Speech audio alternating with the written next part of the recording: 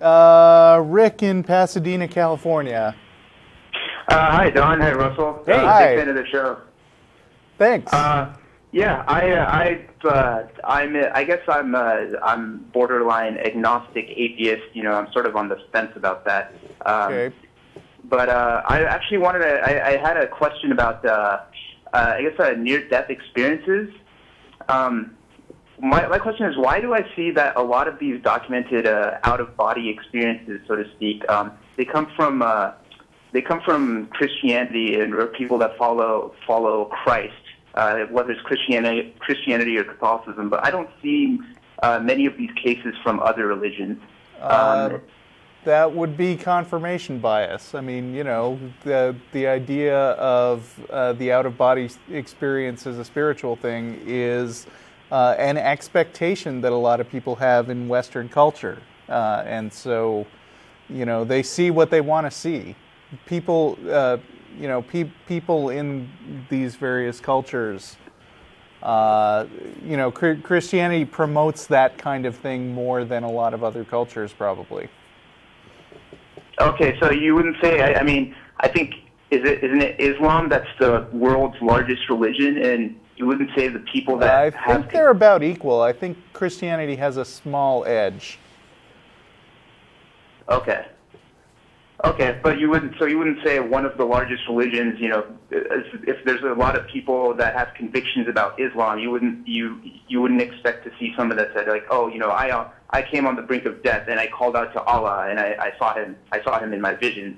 You know, I actually don't know what you've seen with the comparative numbers of Christians versus Muslims saying they saw stuff when they were about to die. I can't just take your word for it that Muslims don't say that. I bet they do. Okay, well, yeah, I wouldn't know offhand. I just look on the internet and see other documentaries. Well, you know, I've never seen anything that came from the stuff that you read on English language sites on the internet are much more likely to be overwhelmingly Christian than Muslim. Think of it also this way: in Muslim countries, they don't really have to justify their religion so much. They pretty much have a monopoly, and so there isn't much dialogue and there isn't much need for justification, right? We don't have to sell it quite so much. So, I think in this country, there's a lot of selling of religion and a lot of trying to, rationalize it exists because we've got, fairly outspoken atheists. We've got a melting pot of other cultures and religions and a lot of naysayers and these sorts of things. And so I think they have to, bolster it up a bit more here. Is my thought. So I don't know if I'm right. I'm just offering some speculation. I just did a Google on Muslim near-death experiences right now, and I got 914,000 results, the first of which is neardeath.com/muslim.html. And, there are sites out there. So it depends on how you've looked for them. Right. Islam has a notion of heaven and I think the light theme is fairly common, and you can interpret that lots of different ways.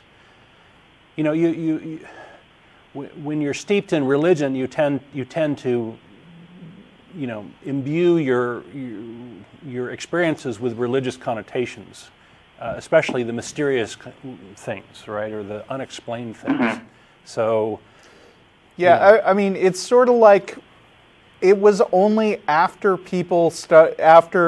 aliens started entering the popular culture with the first sci-fi being created that people suddenly started believing that they were abducted by aliens in their sleep all the time. And then it sort of went away, didn't it? I haven't heard a lot lately, but I would bet that there are still a lot of alien abductees out there. I think X-Files made it go away, but that's just my thought. Okay. Okay, well, thanks, Don. Thanks, Russell. Sure. Keep up the good. Happy holidays. Okay, you too.